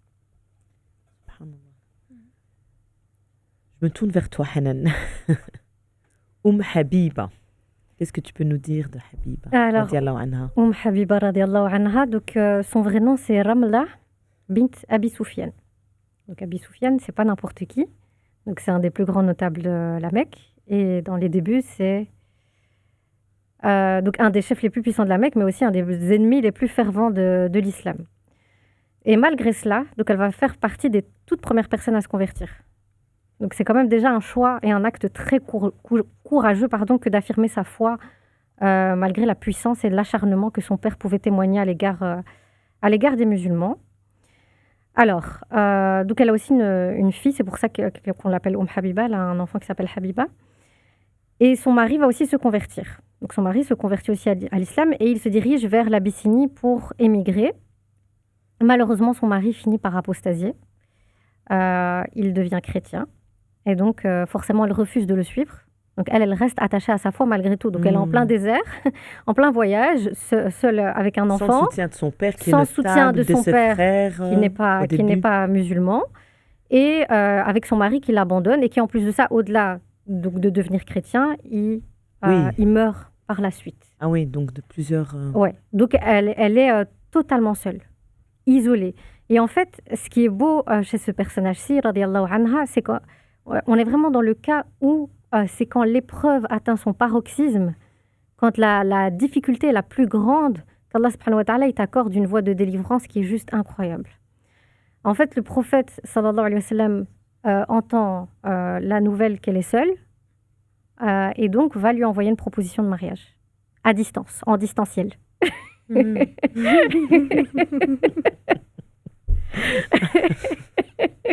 Voilà, avant-gardiste. Avant-gardiste. Et donc, c'est le négus qui va prendre en charge les noces. Donc, il va financer le mariage, il va financer la dot, il va financer le repas. Donc, c'est dingue de passer de ce statut de maman solo, en fait, au final, abandonnée, livrée à elle-même sur une terre qu'elle ne connaît pas, à épouse du prophète, alayhi salatu wassalam, mère des croyants, et avec un mariage qui est financé par un homme très puissant à l'époque. Donc c'est quand même un cadeau divin qui est juste incroyable. Et donc ça, c'est quelque chose de très beau à transposer sur nos quotidiens quand on est au cœur de l'épreuve et qu'on se dit « j'en peux plus ». Restez convaincu que la délivrance d'Allah subhanahu wa ta'ala, elle est proche. Elle est proche, elle arrive. Et alors, par rapport à Ramla, donc elle est toujours restée ancrée dans ses convictions, peu importe ce qui pouvait arriver. Et ce qui peut paraître paradoxal, c'est que son père, malgré son rejet de l'islam, il a bien accepté le mariage. Peut-être pour des raisons politiques, wallahu a'lam. Et il y a un épisode où Ramla, elle est à Médine, et où son père lui rend visite pour discuter, pour qu'elle intercède en sa faveur auprès du prophète, alayhi salatu wassalam. Donc il essayait de la soudoyer un petit peu. Et donc son père, qui est non seulement son père, et en plus un homme très puissant, il va pour s'asseoir sur la place du prophète, sallallahu alayhi wa sallam. Et d'un coup, elle retire la couverture. Et elle lui dit, mais tu peux pas t'asseoir à la place de l'homme le plus pur que la terre ait porté, en fait. Et je me dirais que cet acte, en fait, il est hard. Qui pourrait s'opposer déjà à son père, même quand il est bienveillant et musulman, ou à ça quand c'est un ennemi de sa religion et que ça pourrait même être dangereux, wallahu a'lam. Donc elle reste attachée à ses convictions, peu importe ce qui se passe. Donc ça, je trouve ça très très beau ici. Oui, et tu soulignes aussi un message, tu dis que durant toutes les épreuves, malgré toutes les épreuves, on doit attendre le secours divin que Allah... mais aussi parce qu'il y a cette fermeté dans sa foi. Oui, elle est restée ancrée dans sa foi. Ouais. Elle était sûre. Et souvent, on oublie, oui. C'est ça, je pense, la certitude. Ouais. La certitude qu'elle est restée vraiment ferme par rapport à ça. Et effectivement, là, elle a eu des cadeaux juste magnifiques et incroyables. Wahiba, est-ce que tu peux nous parler de Hind bint Abi Umayya, Salama, qu'on appelle souvent Salama? Alors c'est vrai qu'elle est Hind radiallahu anha bint Abi Umayya, elle est connue sous le nom de Salama. Donc elle était mariée avec Abu Salama et elle fait partie d'une lignée très prestigieuse des Quraysh. Et Abu Salama et Salama radiallahu anhum, c'est l'un des premiers à avoir migré à Médine.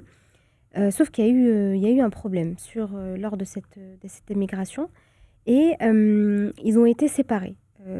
Salama et Abu Salama, ils ont été séparés pendant un moment avec leur enfant qui a été aussi séparé. Donc Salama, elle a vécu cette période de très très très difficilement. Ça a été très difficile pour elle parce que ça a duré des mois où elle était séparée de son époux et de son fils. Ils ont fini par se réunir. Donc Abu Salama, quand il était sur son lit de mort, radiallahu anhu, il a prononcé une invocation qui montre vraiment une très grande préoccupation pour sa famille. Donc vraiment, Salama et Abu Salama, c'était un couple vraiment uni, qui était très, très exemplaire dans leur couple, mashallah. Et il a dit, oh Allah, accorde à Salama après moi quelqu'un de meilleur que moi, qui ne l'affligera pas et qui ne lui fera pas de mal. Et Salama, radiallahu anha, elle a entendu ça, elle s'est dit, mais qui pourrait être meilleur que mon mari? Et subhanallah, elle allait trouver une réponse qu'elle n'aurait même pas imaginée. Et donc elle s'est mariée avec le prophète alayhi salam, donc la 4e année après la hijra. Donc elle avait 33 ans quand le prophète alayhi salam, il avait 57. Après pour les âges, je pense j'ai donné des âges, mais il y a de la divergence et du ikhtilaf sur les âges. Donc elle était veuve et elle avait 4 enfants. Donc, un élément qui était une anecdote que je retiens de Salama avec le prophète alayhi salam, c'était un moment où ils étaient partis à Médine, donc à Mecca, le prophète alayhi salam avec les compagnons, lors du traité de Hudaybiya. Et en fait, lors du traité de Hudaybiya, il y a eu donc ce traité-là, et certaines conditions du traité n'étaient pas vraiment favorables aux musulmans, et les compagnons, ils n'ont pas voulu se désacraliser. Donc, ils n'ont pas voulu se raser la tête et ils n'ont pas voulu mettre fin à leur état d'ihram. Et le prophète, alayhi salam, il était bloqué. Il s'est dit, qu'est-ce que je vais faire? Donc, il va voir Salama, radiallahu anha, et il lui demande. Et donc là, à ce moment-là, elle lui dit, fais-le, rase-toi la tête, et sacrifie une bête, et tu verras, ils te suivront. Et c'est exactement ce qui s'est passé.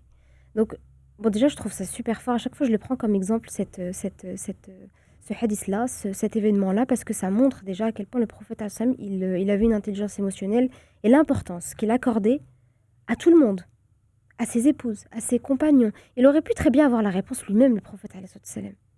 Mais il prend le temps d'aller demander à son épouse et il l'écoute dans un moment aussi important. C'est-à-dire, il se peut que ce ne soit pas la bonne réponse. Puis au final, c'est pire. Et ils ont fait de même. Ils se sont tous hâtés pour aller se raser la tête et sortir de l'état de ihram, subhanallah. Et c'est aussi une des femmes qui a rapporté beaucoup de hadiths. Elle a rapporté environ plus de 300 hadiths. J'ai trouvé 378. Je peux que ce soit moins, ce soit plus, mais environ une centaine. Plus de 300 hadiths en tout cas. Donc ce qui est quand même énorme. De l'énergie aussi. Bon contenu. Mashallah. Nouria, on va parler de Zaynab bint Khuzayma, radiallahu anha. Radiallahu anha wa arda. Alors, cette grande dame était jeune. Elle est veuve de 2 époux, donc morts dans des batailles. Et elle va rester mariée avec le prophète, sallallahu alayhi wa sallam, pendant 8 mois. Ce qui est intéressant chez cette femme, et c'est vraiment un message fort, c'est qu'elle était appelée al-Masakin, la mère des pauvres, mais déjà avant sa conversion à l'islam. Et ça, c'est important. C'est-à-dire, il ne faut pas penser que l'islam est une baguette magique et que quand quelqu'un il devient musulman, ça y est, il a tout dans sa vie. Pas du tout. On a le côté où on est un croyant, mais on est aussi un homme, on est aussi une femme. Et en dehors de l'islam, chacun, il doit, et ça c'est vraiment un devoir de chacun de nous, d'apporter sa pierre et sa brique à la société. Et chacun doit connaître ce qu'il peut apporter. Et cette femme, donc, comment à 30 ans, parce qu'elle va mourir à 30 ans, hein, c'est la seule des 2, ils sont 2 épouses, Khadija, radiallahu anha, et al-Masakin, la mère des pauvres, qui va mourir du vivant du prophète, sallallahu alayhi wa sallam. Comment cette femme, à peine 30 ans, elle va être connue dans la péninsule arabique pour être la mère des pauvres? Sans l'islam, avant l'islam, c'est une femme qui sait ce qu'elle veut. C'est une femme qui a décidé de consacrer sa vie aux pauvres, aux indigents, et de mettre en place des actions. Et ça, c'est incroyable. Elle a à peine 30 ans, c'est jeune quand même. À 30 ans, tu as cette réputation et puis tu laisses une trace après toi. Et ça, c'est important. C'est tellement beau que tu partes et que les gens continuent d'entretenir ce que tu as laissé. Il ne faut pas, le croyant d'autant plus, vivre une vie de consommation. Où on est là, on va... tout le monde a une maison, tout le monde entretient sa maison, tout le monde a des enfants, tout le monde a... mais il faut faire le choix de laisser autre chose que ça. Ça, c'est la vie de chacun. Mais là où le but de l'être humain, c'est qu'on est vicaire sur terre, c'est-à-dire on a un rôle d'améliorer ce monde, de l'embellir, et chacun de nous doit apporter et peut apporter sa pierre. C'est vraiment ce que j'apprends des femmes du prophète, sallallahu alayhi wa sallam, radiallahu anhun. Elles ont laissé vraiment une trace indélébile dans l'histoire. Et ce sont tous des femmes qui ont marqué l'histoire. Aucune n'est passée inaperçue. Et donc le rôle, parce que c'est tout un symbole qui passe à travers ces mères des croyants, le but de la femme musulmane, c'est de marquer la société par son empreinte, une empreinte que chacun de nous a en dehors du fait qu'il soit croyant, c'est-à-dire comme un être humain. Chaque être humain, il a une facilité, ce pourquoi il a été créé. C'est vrai, quand on entend les différents portraits, on se dit, certes, avant même leur islamité, pour certaines tu te dis en fait que la nature, subhanallah, ils ont gardé leur nature. Donc après, il y a eu des conversions, certaines étaient déjà converties, mais chacune, le prophète n'est pas venu, ou l'islam est venu changer une nature profonde. en fait, on va s'améliorer, on va équilibrer, mais chacune a gardé sa propre, Son propre caractère. ouais, son propre tempérament, ouais. caractère, C'est venu les parfaire. et ça, on oublie parce que tu as l'impression aussi un peu que on a cette image, que ce soit les mères des croyants ou même les compagnons. Et en fait, qu'il y a une espèce de formatage, que tout le monde doit être comme ça, ou c'est grâce à l'islam que, en fait, non, c'est comme tu dis, ça, Ta nature propre. oui, ta nature propre, tu la gardes, mais à toi de d'équilibrer et puis d'être, tu vois. Ouais, et puis d'utiliser aussi, là tout de suite, je pense spontanément à Omar, radiallahu anhu, il avait il était contre l'islam avant qu'il se convertisse. Donc ça, c'était un défaut, la manière dont il se battait contre l'islam. C'est devenu une qualité quand il est devenu tout à fait. musulman. Donc en fait, on n'a pas changé son caractère en disant bah non, ne sois pas comme ça. Bien le- Et c'est devenu Ouais, quelqu'un ouais. qui défendait l'islam du plus profond de ses... Parce que Bah, c'était c'est sa triste. vraie nature. Parce que Son c'était sa vraie déterminisme nature. était sa vraie C'est ça, nature. c'est juste que c'est plus On l'a- orienté. Ouais. En fait, quand Avec c'est nos valeurs. orienté vers l'islam, vers notre spiritualité, faut juste que ce soit... faut juste pas que ce soit un tempérament ou un caractère qui soit contre nous. Je pense que du moment que c'est orienté vers l'islam, vers Allah subhanahu wa ta'ala, vers quelque chose qui nous dépasse finalement, alors c'est une bonne chose. Et on change pas... on pourrait très bien dire, ben non, il faut changer, il faut pas être colérique. Après, il était pas... Allahumma barik, il était pas plus colérique comme il Juste. était. Il s'est vraiment... Voilà, il était Déterminé, juste. ouais. Il s'est... après, il a travaillé sur lui-même, etc. Mais grâce à l'islam, en fait, qui est juste venu Ok. le parfaire et réguler toute cette colère qu'il avait. En tout cas, barakallahu fikoum. Je vous invite aussi à nous soutenir. On parlait beaucoup de la générosité. Soutenir à travers la cagnotte Tipeee pour Darif ton prod. Donc, comme vous le savez, on a ici, enfin, vous ne le voyez pas, vous voyez une partie de magnifiques locaux. D'ailleurs, je salue aussi toute l'équipe de la régie que vous ne voyez pas, mais on vous fera une fois des petits vidéos off comme ça de ce qui se passe derrière. Très intéressant aussi, machallah. Et très bel accueil. Oui, très bel accueil. En tout cas, voilà, continuez à nous soutenir à travers cette cagnotte. Vous allez retrouver le lien sur notre chaîne et sur le lien direct du podcast. Donc là, on a parlé de certaines des mères des croyants, mais aussi on pourrait aborder tout le côté. Donc elles ont eu, on en a déjà parlé des épreuves, mais aussi parler de ces épreuves qui ont forgé leur caractère, qui nous ont transmis cette forme de résilience, en même temps leur sacrifice. Vous en avez touché déjà quelques mots, mais le fait que ça peut être directement lié à nos vies quotidiennes et à nos vies aujourd'hui. Et de toute façon, si elles s'appellent les mères des croyants, c'est comme je pense Nouri en avait parlé, c'est que ça traverse le temps et ça va, ça aidera jusqu'à la fin des temps, jusqu'à la fin de l'islam. C'est modèle en fait. Hanan, tu peux nous... Moi, je pense Qu'est-ce à que tu quelque vois, le chose, parallèle? mais après, j'ai pas de... Je sais pas comment... Bon, je voulais parler de l'infertilité. Wallahu a'lam, de Aïcha radiallahu anha. Enfin, on ne sait pas si c'est de l'infertilité, mais en tout cas, qadar Allah, elle n'a pas pu être maman.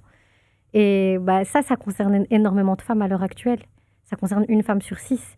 Alors, est-ce que ça l'a touchée? Est-ce qu'elle en a souffert? Je ne sais pas. La notion qu'on a, c'est qu'elle a demandé au prophète, alayhi salatu wassalam, de lui accorder une kounia. C'est comme ça qu'on dit, hein, je pense. Une kounia. Donc, elle s'appelait Abdallah, si je me trompe pas. C'était ce choix-là qui s'était porté. Donc, elle a fait cette demande-là. Je ne sais pas si c'était pour combler quelque chose ou autre. Mais en tout cas, voilà, elle n'a pas été mère. Et Allah, il lui a accordé d'être mère de tous les croyants.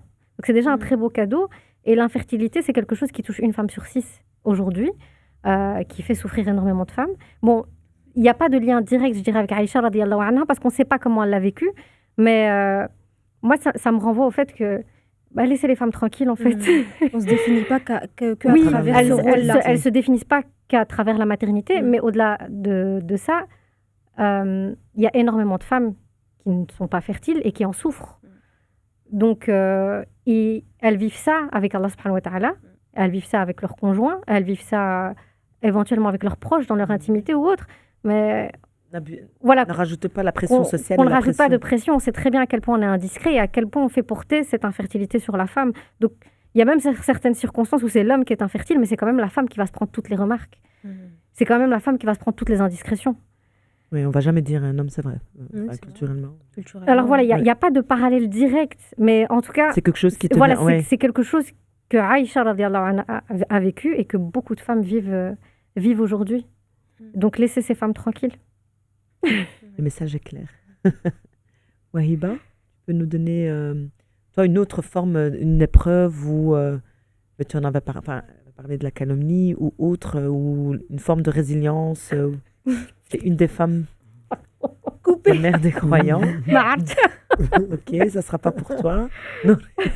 On l'a perdu, Wahiba, c'est fini. Moi, je suis le déroulé de tes questions. Tout ce qui est au-dessus. Résilience. Ah oui. Parti. Ah, j'avais un autre. Non. Moi, je l'ai barré. Hein. Ouais. J'ai envoyé.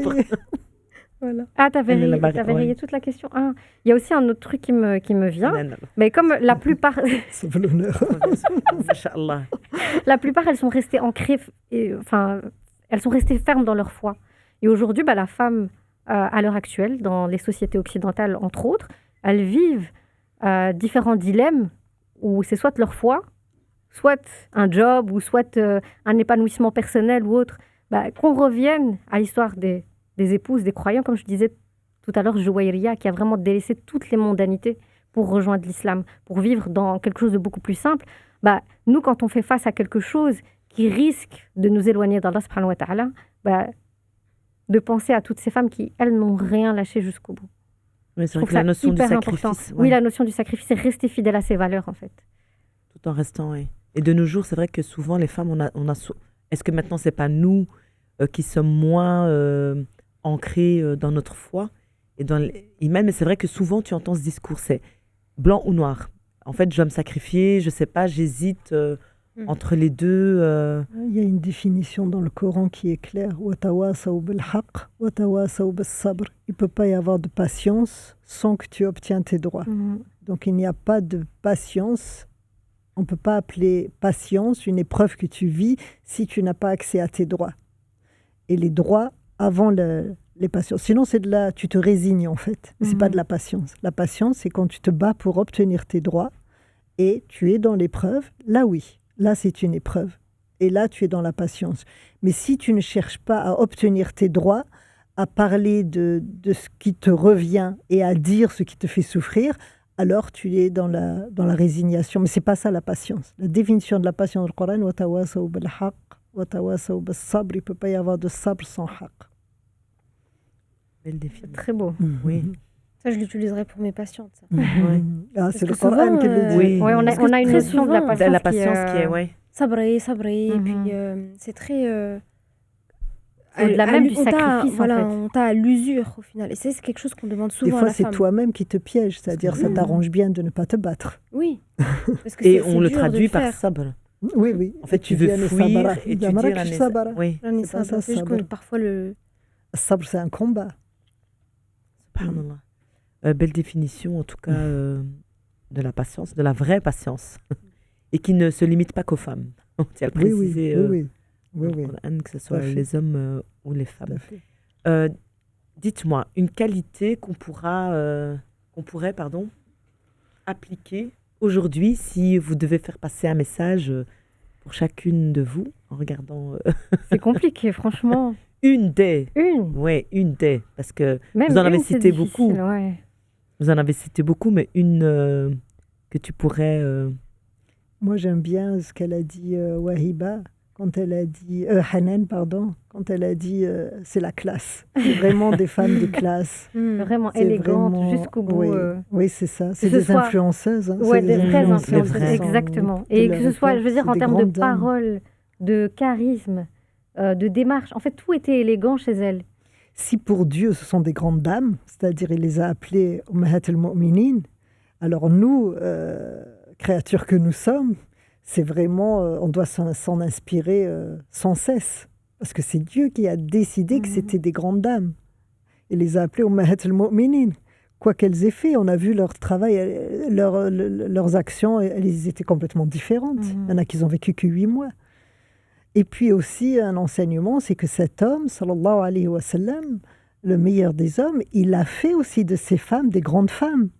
Et on dit souvent, derrière un grand homme, il y a Chaque grand homme, il y a une femme. Voilà, mais souvent derrière chaque grande femme, il y a beaucoup de sacrifices, moi j'aime bien dire. Celle-là, par contre, je la retiens. Non, ça va, je la note. Celle-là, on la note, elle Mais est c'est la vérité. très, très vraie. Mais c'est la vérité. Et lui, c'est comme s'il n'a eu de cesse, à travers ses différents mariages, de propulser la femme au devant dans une société tribale. Dans une société qui, il n'y a pas longtemps avant qu'il soit prophète, elle enterrait les filles vivantes. Il a tout le mérite. Il a compris que l'avenir de l'humanité est dans la femme. Sallallahu alayhi wa sallam. Wahiba? Moi, je dirais la recherche de la connaissance. Parce qu'elles ont toutes, à leur échelle, cherché la connaissance pour se rapprocher d'Allah subhanahu wa ta'ala.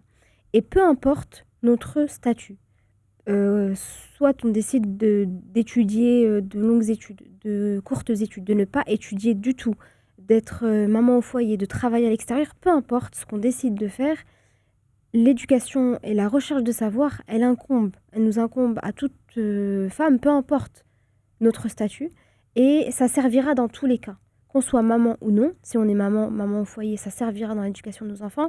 Si on n'est pas maman, ça nous sert à nous, ça nous sert dans notre entourage. En fait, dans tous les cas, le savoir est extrêmement utile et il ne se définit pas juste à travers notre statut social. Parce que parfois, on se dit, tu es au foyer, ou même, en fait, je l'entends aussi parfois avec certaines patientes qui sont mamans au foyer et qui me disent, j'ai envie de faire des études, mais bon, ça servira à rien. Mais en fait, c'est pas juste un objectif pécunier de faire des études et de travailler. Alors oui, c'est un des objectifs de payer.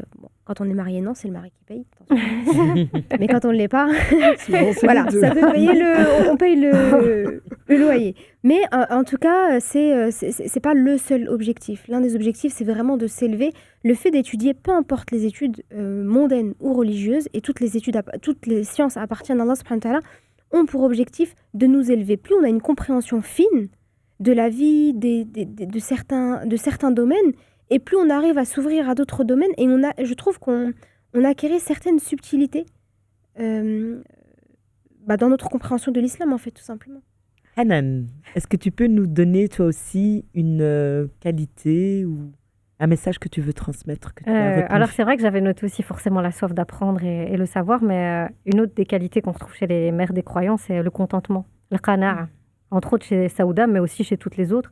C'est de se contenter et avoir confiance dans la subsistance qu'Allah subhanahu wa ta'ala va nous accorder. Alors, on vit une période de grande inquiétude au niveau économique en Belgique, en France. Il y a beaucoup de changements qui s'opèrent pour le moment. Et je lis ici et là beaucoup d'inquiétudes, limite des gens qui en dorment pas, des angoisses, ce qui est compréhensible, c'est tout à fait humain. Néanmoins, je me dis, apprenons déjà à savourer ce qu'Allah subhanahu wa ta'ala nous accorde au quotidien et plaçons notre confiance en lui. Donc, on va faire ce que Aïcha radiallahu anha n'a pas fait, laisser le petit pot où il y a les dates fermées, avoir confiance en Allah subhanahu wa ta'ala par rapport à ce qu'il peut nous accorder, mais en même temps agir. Donc, la qana'a, le contentement n'empêche pas l'action, en fait. Ça aussi, c'est important de nuancer les deux. Mais ayez confiance en Dieu par rapport à votre subsistance. Je trouve que c'est super important par les temps qui courent. Barakallahu fikoum. Merci pour ces réflexions intenses sur la mère des croyants. Alors, on a le petit moment livre, bouquin. Wahiba, tu as choisi un livre? Alors moi, c'est ce livre-là, La vie de Aïcha, épouse du prophète sallallahu alayhi wa sallam. Et c'est le premier livre que j'ai lu sur Aïcha radiallahu anha et sur toutes les épouses du prophète alayhi sallam.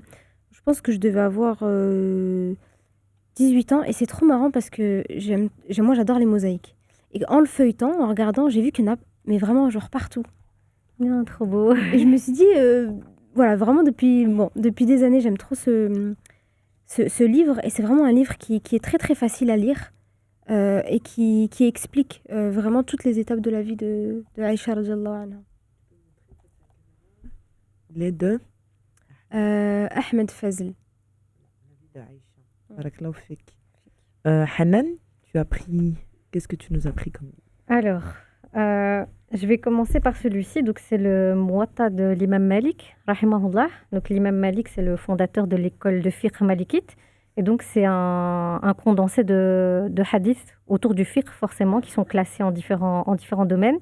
Alors, il n'y a pas forcément de parallèle avec la thématique du jour, mais il y a une anecdote par rapport à l'imam Malik que j'aime beaucoup et que j'aime me rappeler dans le cadre de mon travail. Donc, quand l'imam Malik rédigeait ce livre, donc qui a traversé les temps et les époques, vu que je l'ai entre mes mains aujourd'hui, il y a plusieurs personnes qui sont venues le voir en lui disant qu'il y avait plusieurs copies, plagiats, qui circulaient autour. Et lui, il a répondu quelque chose de très fort et de très inspirant. Il a dit ce qui a été fait pour Allah restera. La preuve étant, c'est que son livre est resté et que les copies, on ne sait pas où elles sont passées. Et les épouses du prophète, alayhi salatu wassalam, les mères des croyants, radiyallahu anhunna, elles ont œuvré pour Allah et tout ce qu'elles ont fait est resté, a marqué les temps, puisqu'aujourd'hui, on tourne un podcast autour de ce sujet en 2025. Et donc, voilà, je trouve que c'est hyper important de se rappeler de cette intention dans tout ce qu'on fait. Si ce que je fais est pour Allah, ça va rester. Cette empreinte que j'ai envie de laisser derrière moi, si je l'ai fait avec cette orientation-là, l'empreinte, elle ne va pas s'effacer, en fait. Et puis, alors, il y a énormément de hadiths qui sont rapportés par Aïcha, radiyallahu anha, dedans. Et alors, le second livre, et qui est plus dans la thématique, c'est Les bâtisseuses de la nation de Sheikha Haifa Younous. Donc, il parle des mères des croyants et aussi d'autres illustres femmes qui ont marqué l'islam. Donc, c'est un chouette résumé. Ça se lit hyper facilement. Donc, très chouette livre. Je vous remercie. En évoquant les mères des croyants, nous avons traversé un héritage immense, fait d'amour, de sagesse et d'engagement spirituel. Chacune d'entre elles, par sa personnalité et son parcours unique, nous offre une lumière particulière sur le prophète alayhi salam et sur la vie, sur nos vies aussi de tous les jours. Ces femmes ne sont pas seulement des figures historiques, elles sont des repères pour nous, pour qu'on puisse s'inspirer de leurs qualités dans notre quotidien, qu'Allah nous permette de suivre leurs pas, d'honorer leur mémoire et de tirer profit de leur enseignement. Merci de nous avoir accompagnés dans cet épisode et à très bientôt pour un nouveau rendez-vous. Barakallahu fikum.